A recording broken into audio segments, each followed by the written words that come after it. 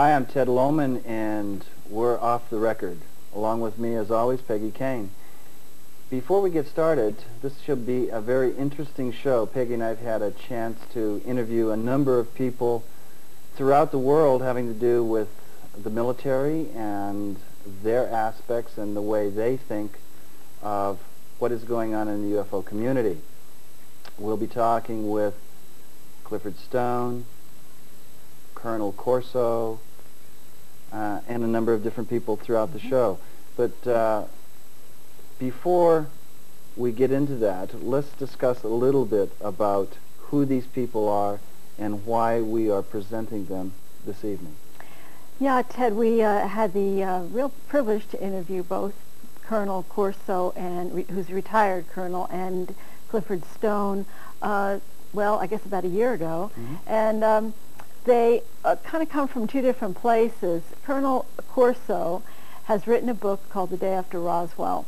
He was part of the Foreign Technology Department in the 1960s, and he was also, I believe, on the Security Council of President Eisenhower's administration. Right. He came out with a book. The gentleman is now 82 years old, and he came out with this book called The Day After Roswell.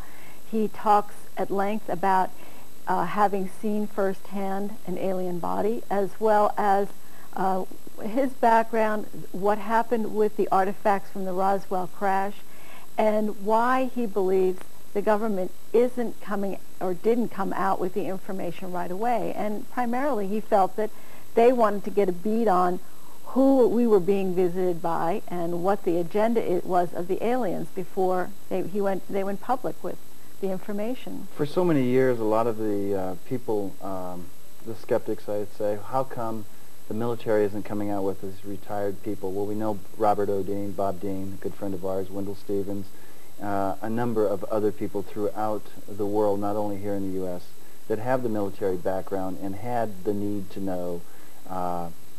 They are now coming out and have been coming out. Clifford Stone, for instance, that you'll see in the beginning of this show, was in the intelligence department, and for years he had the inside scoop of what was going on with inside, not only in the military, but what was going outside in the civilian sectors. He'll talk about Project Blue Book and what Project Blue Book was for the public and what Project Blue Book was for the insiders, if you will.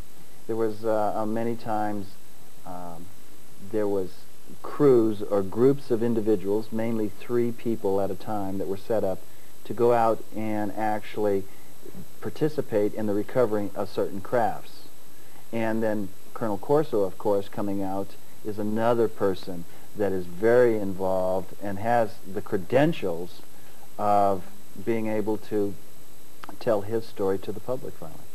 Well, I asked Colonel Corso if he had had any kind of harassment or problems coming forth with this information because of his security oaths. He claimed that he was coming forward now because of his family, particularly his grandkids, had been asking him, well, what was the truth about what is going on with the UFOs, or what was going on with the UFOs? And he felt that he had a responsibility to come forward with it. He said he had not had any problems coming forth with the information. No one had threatened him or threatened to take away his retirement or any of that.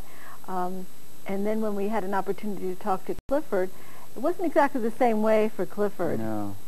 He apparently, I think the difference, according to Clifford, was that he was coming forth with hard evidence, documentation, whereas Colonel Corso was basically telling his experiences without presenting hard evidence. Well, not only that, but Colonel Corso is no longer in the service. He's retired. While Clifford Stone was doing this investigative work, he was still in the service, which, on one hand, the service people, that's why he was essentially employed in the service to do this research, but the Army wouldn't acknowledge it. So he was kind of in a catch-22, yet he was inside knowing what he was supposed to do and how to react on these alleged down craft or alien bodies, but on the other hand, he wasn't supposed to know. And I think a lot of that is going on. We know the stealth bomber that was built 20 years before its time, and a lot of secrets. The government can hold secrets. Yes, they certainly can. I think at this point now we're going to start with showing some of the excerpts from our interviews with, I believe we're going to start out with Colonel Corso. Clifford Stone. And a kind of a dialogue between the two, showing some of their different experiences. Let me say before we get to that, the interview that we had with Colonel Corso was 12 o'clock at night in Roswell in a suite. We just grabbed a camera, so turn up your volume a little bit and listen to what this gentleman has to say. The pressing issue within the UFO phenomenon is try to get it out to where the public understands that the United States government has been investigating UFOs prior to June 24th, 1947. It started during the Second World War, and it leads on up to today. Now, people believe that with the Blue Book situation, where it was signed, then Grudge, then Blue Book, they were forced to go ahead and start a program because on June 24th, 1947, Kenneth Arnold saw something, and it was picked up by the media, and other people started to report things. So the government, the Air Force, in this instance, was pressured to go ahead and start a publicly known, although classified, program to do the investigations. They tried to disengage that once in 49 by saying it was all just hallucinations. And they said, well, that won't work, so then they started Grudge. Grudge speaks for itself because no one would be involved in it because they could not conclude what they had already concluded, that UFOs were interplanetary. So they said, okay, fine, we'll go ahead with this. And in 1952, they changed the name to Blue Book. It would remain Blue Book all the way through until 1969 when they terminate. Now, what happens in 1969? Here we have, in 1966, a university that is starting an investigation in UFOs. We in the intelligence community already know they cannot possibly come to any firm conclusions. We in the intelligence community already know what conclusions they're going to come to. And why is that? Because science has to be 100% sure in their facts. In order to be 100% sure in your facts, you have to have a viable means to study the phenomenon you are investigating. This is not the case with UFOs. There was reports that said that UFOs had crashed in different parts of the world, and they were buzzing our planes and so forth. I know about them, but I didn't know about the Roswell crash then. I learned about the Roswell crash when I was stationed at Fort Riley, Kansas, and I was the duty officer that night. That meant I was in charge of the security of the whole area, including the inspection of the guards, every place where they were. So I went around about 2 or 3 in the morning to the veterinarian area, because we had horses at Fort Riley. And one of the sergeants that I knew was a sergeant of the guard. I used to bowl with him. And I told him, Sergeant, how's everything going? They told me at headquarters that this area was very secure. He said, yes, come on, Colonel. He said, I want to show you something. So he took me back in the back room, and there was 5 crates. They looked like crates there. Lifted up a tarpaulin on one, I did, and here's this body there. At first I thought it was maybe a child, because it was only about 5 feet, shorter than the 5 feet. It looked to me. And it was floating in fluid. And then I took a good look at it, and this lasted about 10 or 15 seconds only. And I figured, what is that? And the stomach sort of turned. But that was usual, because in combat, when you see people killed, your stomach sort of turned. But you have to recover fast, especially if you're an officer in command. You have to keep going. I did the same thing that night at Fort Riley. And I covered it up. And I told him, Sergeant, be careful. This is very careful. I don't want you to get in trouble. Get out of here. Now, here it is.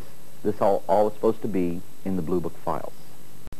Enter the Boliner Memo, October 1969. It stipulates in there that those cases which could have any bearing on national security are not, and were never meant to be, part of the Project Blue Book system. In short, one can interpret that, reasonably so, without much stretch of the imagination, that it was trying to make clear Project Blue Book was to appease the public. while there was another, much more highly classified program doing the scrutiny on the UFO cases that did have a bearing on national security. You know, one thing, Ted, that Colonel Corso seems to reiterate in his book, this, by the way, is the book, I don't know if I'm supposed to hold it up here, The Day After Roswell. It was very controversial, and apparently Strom Thurmond had written a foreword in this book, which he later was very reluctant about admitting to because he didn't realize that this was going to be a book about aliens. But enough said, it was already in there. But, you know, Colonel Corso really seems to sort of try to explain, in his opinion, that the military was not so much trying to be secretive about this, in that they wanted to find out what the aliens wanted from us, where they stood technology-wise, whether they were coming to take over the planet, before they let people know what was going on. So he likes to paint it as that they really wanted to understand if there was a threat here to national security before they went public. Of course, they're still, you know, playing the same game. So I don't know. It seems it's getting to be a kind of a stale argument at this point. Well, at the beginning of that interview, he talked about having reports of flying saucers early on, but he said, I didn't know about Roswell until later. He also goes on in the interview talking about while he was at White Sands in charge of the missile range, that there were a number of times that they had the technology in radar lock, and that they would lock on to these UFOs that were going at incredible speeds, and they would actually break the lock. And when he called to headquarters in the Pentagon and the White House, they said, oh, don't worry about that, let that go. I want to jump to a little bit of Clifford, in Clifford's book here, and the reason why Clifford, I feel, is so important. There's so many individuals out there that are talking and saying there's no evidence of UFOs in the government. Well, Clifford has spent years and years and years, and the name of, what is the name of the book? I can't read. UFOs Are Real. This is his second book, and this is just full of documentation from the United States government that has been reclassified so that it can be taken out of top secret. And Clifford has spent literally tens of years, maybe 20 years, investigating this, pulling out the documents to prove to those that want to know, that those that are saying that this doesn't happen, that the UFO has been studying, the government has been studying the UFO phenomena for more than just 1947, all the way up until 1942. And if Corso was right, and Blue Book was shut down in 1969, if allegedly there was a crash at Roswell, and Corso saw alien bodies, like he just stated, what took him from 47 to 69 to end Blue Book and to say that we have found everything that we need to find, and we find that the UFO phenomena really presents no national security threat? I think that's kind of the dog, or the tail wagging the dog.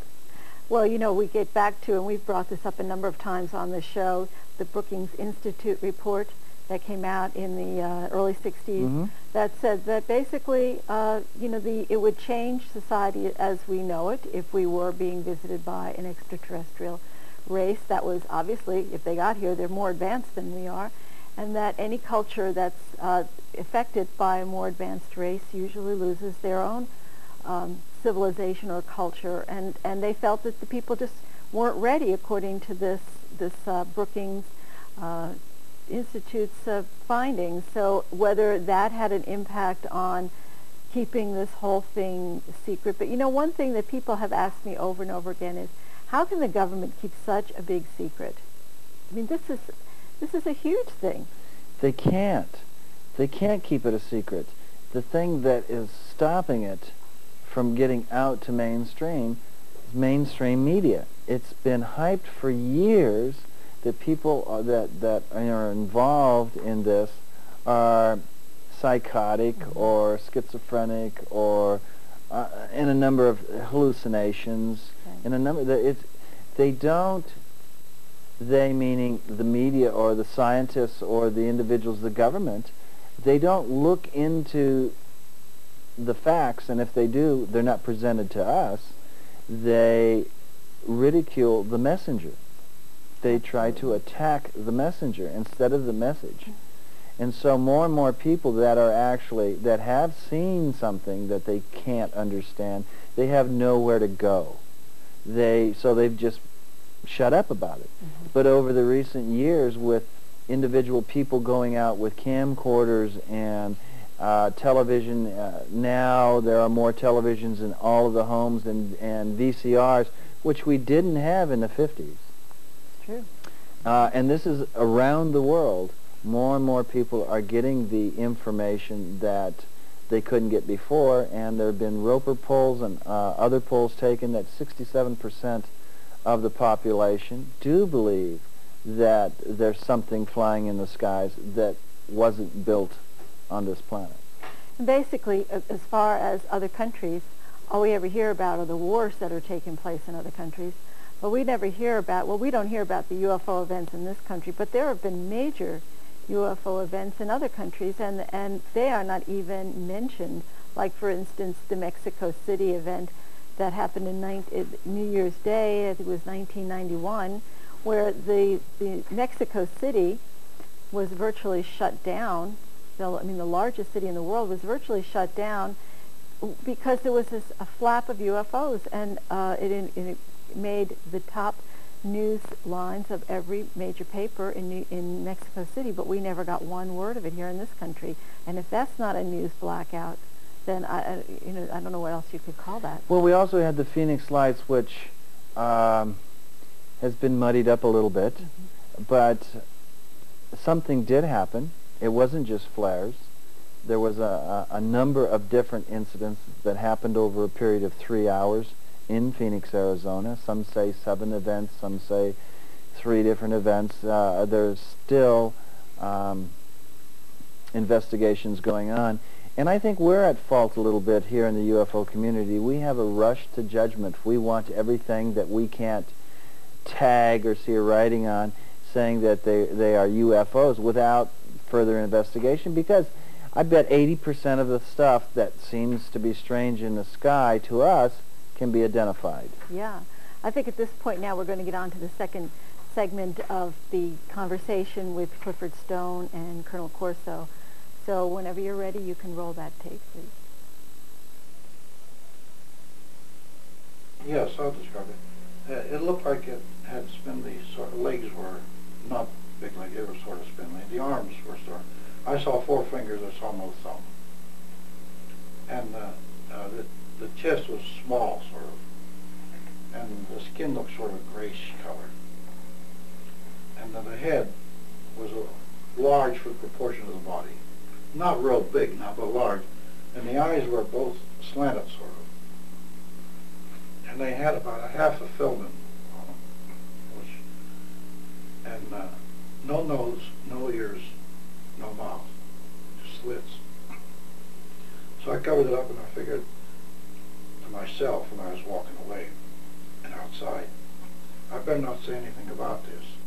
I don't know what it is. I have no idea what it is. So I figured operate in the intelligence manner. Hold this in reserve, put it up here someplace or back here. Maybe in the future I'll get some cooperation and be able to evaluate this, but not at the moment. I don't know what it is. But behind the scenes, you had another program that very meticulously, very carefully analyzed the situation. The scientific community on the outside, the Common Committee, would not have the technical data that this other group would have. So what we have right now is prior to Blue Book, prior to sign, an official investigation, highly classified. We have more answers, but not a whole lot more, today than what we had in 1943 when I believe all this started. But we're still looking. So he called me in one day. He said, I'm going to make you chief of Pointer Mountain Division, and you're going to inherit a 3-drawer file.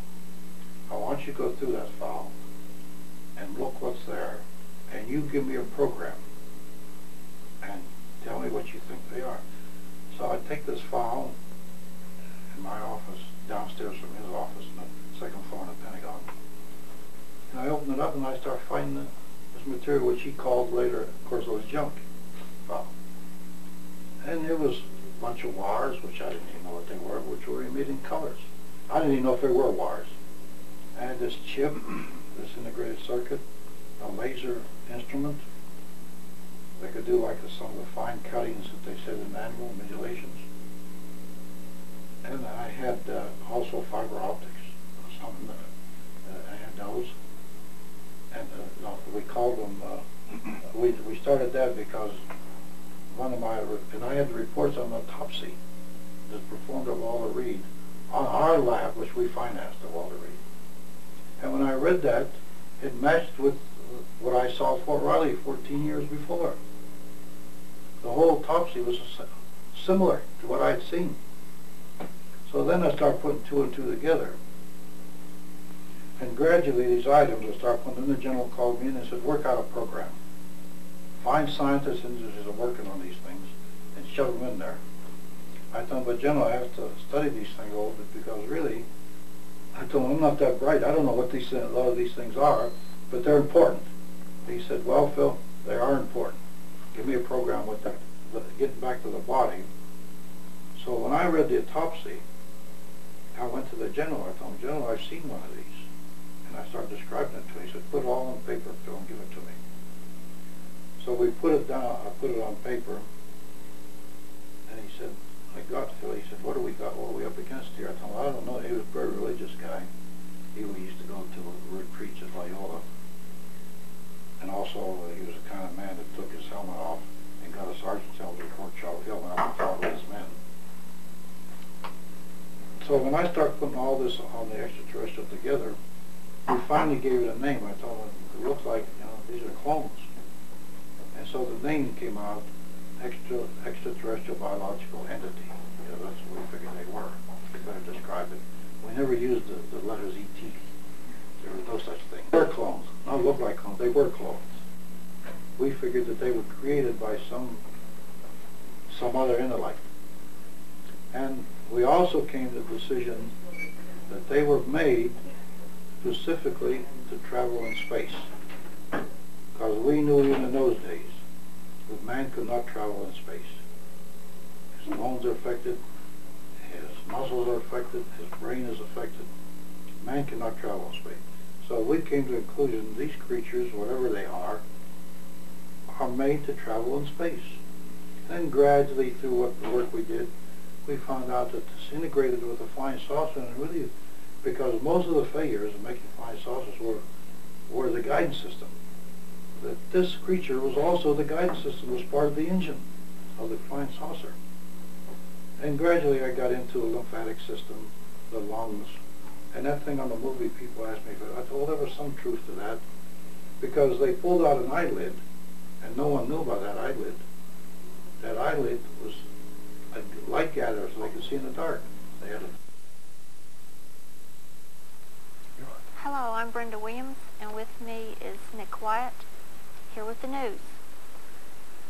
Nick, we have a release from Peter Gersten, who's head of the Cause Foundation, and I'm going to read this.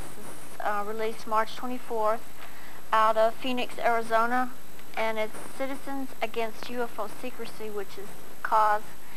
And it's a nonprofit Arizona activist organization dedicated to ending all secrecy surrounding this planet's contact with an extraterrestrial intelligence. They'll file the first of 3 important Freedom of Information Act lawsuits in Phoenix U.S. District Court Wednesday, March 25th. just to give you some background, in 1981, Cause filed suit against both the National Security Agency, NSA, and the Central Intelligence Agency for UFO-related documents. In 1982, the U.S. Supreme Court refused to hear the Cause appeal, thereby allowing the U.S. District Court's decision to stand in the NSA lawsuit. The District Court had found that the NSA was justified in withholding 135 UFO documents, stating that the NSA's continued need for secrecy far outweighed the public's right to know. Cause is once again back in court and now asking a federal judge to help in its search for the truth. This time, Cause is going after the Department of Army for the documents confirming certain observations made by former Army Lieutenant Colonel Philip Corso, as described in his book Day After Roswell. According to Corso, who is now retired, a well-respected and decorated military officer, he personally observed in 1947 what appeared to him to be non-human corpses which he believes were recovered from the crash of an extraterrestrial vehicle. He further states in his book and confirms in subsequent interviews that years later he came into possession of the autopsy reports of these bodies. Corso states that the reports refer to the bodies as extraterrestrial biological entities. The Army has stated that it has no records confirming Corso's statements or acknowledging the existence of the studies or autopsy reports. Cause hopes that by seeking a judicial solution in an open and adversarial proceeding, the truth will eventually surface.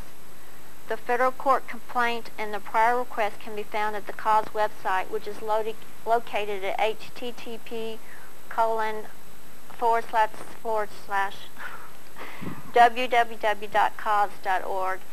And as we get further developments, we'll relay those on to you. What do you think, Brenda? Do you think he's going to be successful? I know Peter's a very well-versed attorney dealing with filing lawsuits and all that. What do you think? Do you think he's going to be successful? Do you think the government's going to sort of shuttle him around? And well, I think that if anybody can do it, Peter's the guy that could do it. He's very detailed and will go after the truth and get information where someone else might give up and not be as persistent. So I think that if anybody can do it, Peter would be the guy that would be able to do this. Well, let's hope he's successful, because we need something to sort of crack things wide open. I think if he's successful at getting the documents, I think that'll start snowballing and lead to the release of other documents that could really open things up. Well, it's just going to be very interesting to see what comes about this court case and what the Army's going to come back with. So it'll be interesting, and we'll, as I said, get back with you on follow-up information as we know it. Also, do you have something? Well, I've got a couple of quick announcements here. I'll get them in before our time is up. Olivia Charisha is doing a Flower of Life workshop, which is the Drimville-based material. It's going to be here in Tucson starting April 17th. Her number is 520-881-3820. That's 881-3820. For those of you who are not familiar with the Flower of Life workshops, Peggy and I took one a few years ago. They're very informative, enlightening. She's going to be discussing and sharing and teaching people how to activate their own Merkaba, which is basically our own inner flying saucer, so to speak.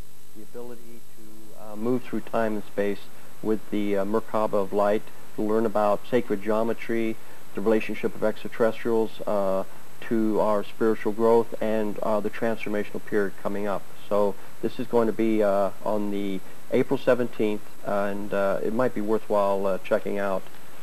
The other thing is coming up right away, which is this weekend actually, coming up Sunday on March 29th from 6 p.m. till 11 p.m. It's called UFO Hidden Agendas. We're going to have Colin Andrews, who's considered the world's foremost crop circle expert, Peter Davenport, who's the director of the National UFO Reporting Center, Travis Walton, an abductee and the person that the movie Fire in the Sky was based upon, and his experience being abducted, and Jim Delatoso, who's a well-known UFO authority on Phoenix Lights and others. aspects. He's got a company up in Phoenix that analyzes film and photographic evidence of UFO activity. If you need to find out more about it, it's you can call area code 602-706-1871, and it's going to be this Sunday though. So for those of you who are watching this live, it's up in Phoenix, and from 6 o'clock at night to 11 o'clock, and be very worthwhile checking out. That's it on the announcements. So as far as, oh, one more thing, yes. Peggy and I went down and gave a nice little talk on UFOs and extraterrestrials to the kids down in Sassabee at the San Fernando School. And we presented the whole approach. We showed a bunch of different aliens, not too negative, just a lot of different strange types, talked about flying saucers, and we tried to present it in a very positive, uplifting, exciting way. And I don't have, unfortunately, the drawing with me, but one of the kids gave us, just before we left, a really cute drawing, and it had two aliens, one of them being beamed down from a flying saucer, and underneath it, it said, "We come in peace." And I thought that was very, Peggy and I both thought that was very enlightening as to where the children today see the extraterrestrials. They look at it as an exciting, informative, non-scary type of experience, and I think that since they are our future, this is where we're heading into as far as our understanding of the whole UFO phenomenon. So, Nick, you think the children were very open to this? Yeah, they were. They were And excited. what were the ages? Oh, they went from probably preschool, 6 years old, to about 12 years old. Did they ask you questions? They asked some very interesting questions. In fact, one of the little girls gave a classic abduction description. Oh, really? Yes. That she had experienced? That she had experienced. Oh, that's incredible. Yeah, it was really neat. It was a fun little thing. And then after that, we had a chance to talk to some retired folks from Green Valley who came down. They were a bit more closed, but anyway, it was a fun thing all the way around. Yeah, I think there's just so much information out there that I think you'd have to be living in a cave not to hear of UFOs or something like that, either on the radio or TV nowadays. Yeah, I think the kids are really connected with all the new TV shows and extraterrestrials and stuff that are coming out. They're open. They're definitely open. So it's a fun thing to see. Well, I think that's about it for us tonight. Yes. The next segment, though, is going to be about with Jim a segment on Jim Mars. He's the author of Alien Agenda. In May, he will be doing a workshop on remote viewing here in Tucson. So stay tuned. But this next segment, I think you'll find very interesting. So if we could roll with that, that'll be great.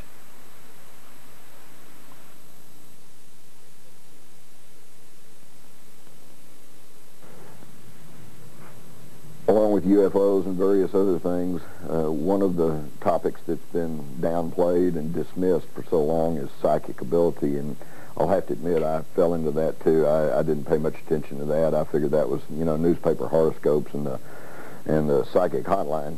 But in 1992, I stumbled across the military intelligence officers that had been trained and were using a technique they called remote viewing. And this was in the United States Army, and these were like captains and majors, and these were very credible people. And as I studied it, I found out that the United States government had been working with this since the early 70s, and that in the mid-70s they had formed this psychic spy unit, and that this had gone through 4 administrations to the tune of some $30 million. So that told me that somebody thought they were getting some good out of it. So I began to pay closer attention, and basically remote viewing is the ability to perceive persons, places, or things at distances by means other than the normal 5 senses. The bottom line is it's what we used to call clairvoyance. And it's actually amazing because I'm here to tell you it works. I interviewed the people that did it. I interviewed people that were on the oversight committees. I interviewed the scientists that developed it out at Stanford Research Institute in California. And I've done it myself. It works. It's my opinion that remote viewing is still being used today within the government. They've buried it away very deeply because I think the problem here is, as in most spheres, they simply don't want the general mass public to really know what's going on. and this is a tool to penetrate what's really happening. And that's the final point I'd like to make about remote viewing, and this is the thing that led me to writing my book, Alien Agenda, was that, and this is another thing that they've tried to downplay and act like is not going on, but it's absolutely amazing. Every single military-trained remote viewer, every one, has had direct knowledge of the unidentified flying objects. And they know they're real, they know they're here, they know they're visiting this planet, and they know that they come from off-planet. Well, I don't know whether that's good or bad, whether they're coming from off-planet. I have my own theories that some of them might be here and have been here all the time, and possibly we're just learning more and more about physics and different dimensions, and we're finding out that we really don't know what we think we do know. This is Alien Agenda, Jim Mars. It's an incredible book. The gentleman was a newspaper reporter for many, many, many years. He's also the individual that wrote Crossfire, the one that Oliver Stone used to do the movie about the Kennedy assassination. He personally has been involved, which I haven't, been involved in remote viewing, which to a lot of people might seem strange, but if you were to go and ask the Native Americans about remote viewing, they probably would tell you that their shaman does it through vision quests or through their ability to look into the smoke or whatever they do to be able to tell the tales. And Peggy, but you're more knowledgeable about this. You've taken classes. Yeah, I studied remote viewing. I took a 5-day class and then another 4-day intensive, and it's a fascinating study. It's a lot of work. I mean, it is a lot of work because the protocols are very demanding, very defined. It's usually an hour, at least an hour and a half of intense concentration to do this. And but the results can be very startling. You can also be dead wrong. I mean, it is not an exact science by any stretch, but I appreciate it because it gives you get the feedback right away, since you have no idea what the target is, and you're only given a series of numbers to identify whatever the target is. Anything, could be any person, place, thing, or event. Then when you get to find out how you did, you know right away. There's nothing like talking about. It's not so much. You can have a verifiable target and know how you've done, so you get a chance to practice your skills, and it definitely is a skill. Isn't the key to it having a group of individuals coming up and trying to have the same target, and then try to take all of the information and put it together, and what dovetails or overlaps can almost generally be set in stone a lot of times? Just about. When you have people who are really good at this and have a track record, you will. I think within the military they would use a number of remote viewers, as you said, then corroborate the information so that they could get. If everybody's getting the same things, then they could be pretty confident that this was correct material. So they wouldn't just depend upon one remote viewer. Well, the military, it seems like anything that comes to the public has to go through the military first. All of our inventions are usually through some kind of, our major inventions, I might say, through military R&D. Clifford Stone, I mean not Clifford Stone, but Colonel Corso said a lot of the integrated circuits and stuff that we have now in our computers came from alien technology.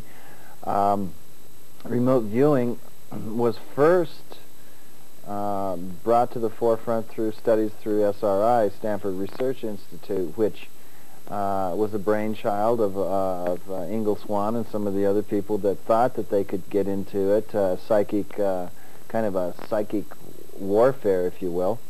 And when the government puts in millions and millions and millions of dollars doing this, it finally gets to the private sector. And anybody out there that is looking to try to do something like this, give us a call here. Peggy's trying to set something up.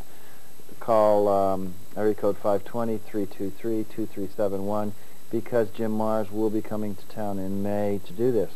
And we're going to switch gears a little bit. We're going to go into a gentleman that just got out of the service, and it is kind of like remote viewing. It's Dan Sherman. And why don't you tell him a little bit? Was a really interesting interview.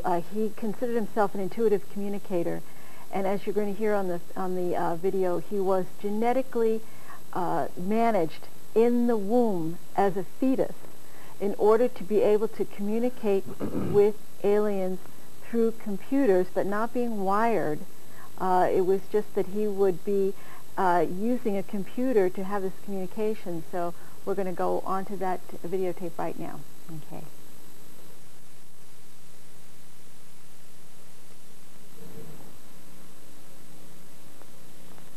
My name is Dan Sherman, and I was an intuitive communicator for the National Security Agency while stationed with the United States Air Force. I was a member of the United States Air Force. In 1992, I went to school for my regular job as an electronic intelligence specialist, and this was at the NSA complex in Fort Meade, Maryland, and I went to school at the FanX, which is a facility down the road, and I was called.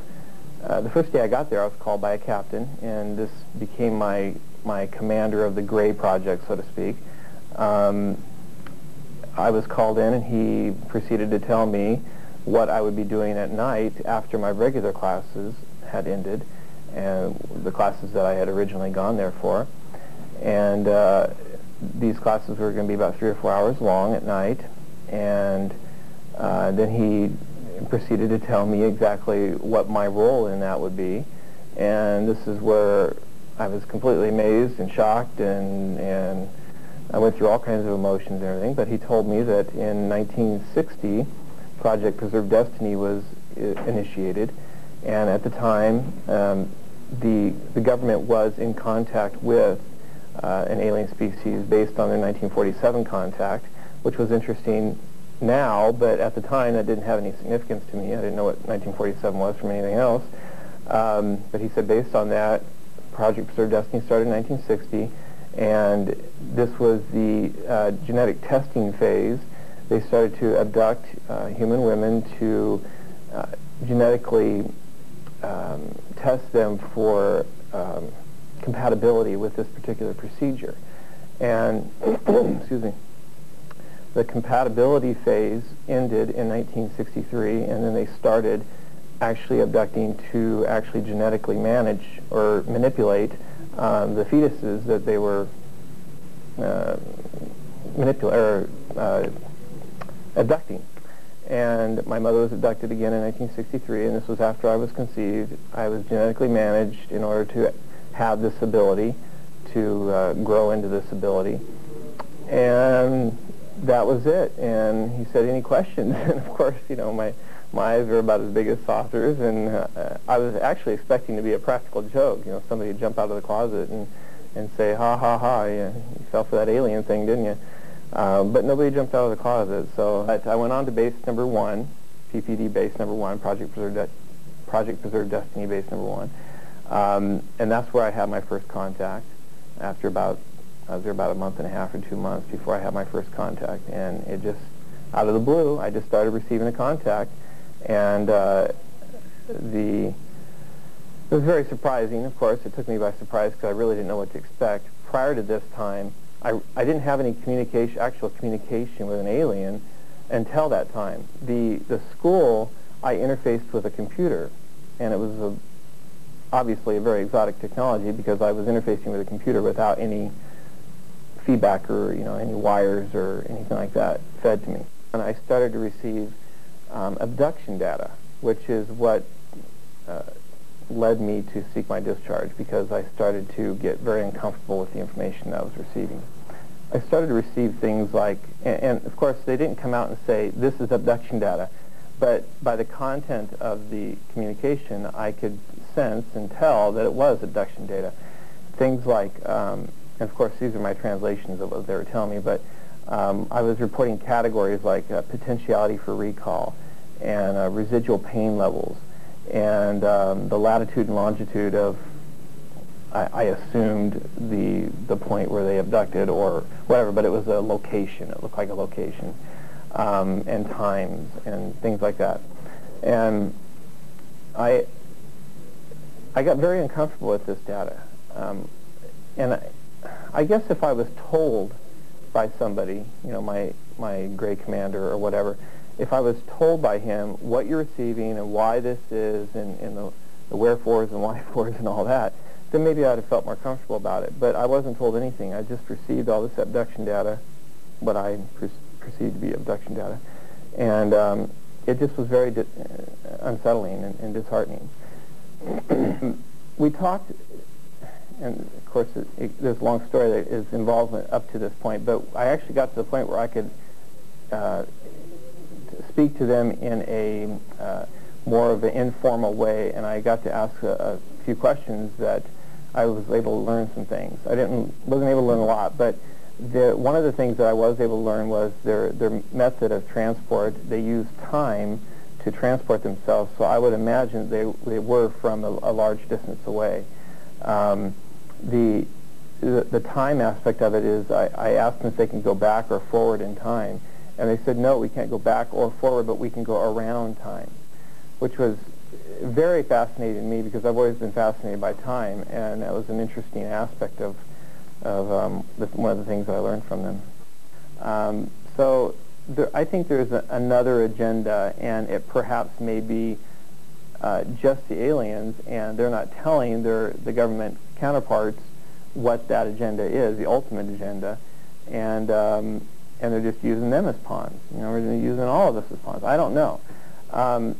Some information has come to light since I've been at the conference here that has really thrown things up in a hodgepodge of information. I'm still trying to sort it out, but I think there's a larger picture to this, and you know, you get into, I'm sure everybody's heard of the world government. You know, I can't remember what it's called. Yeah, there's so many different names to them, and maybe this has something to do with their agenda. You know, there's an overseers of the world, and they're in communication with aliens, and there's an ultimate purpose there.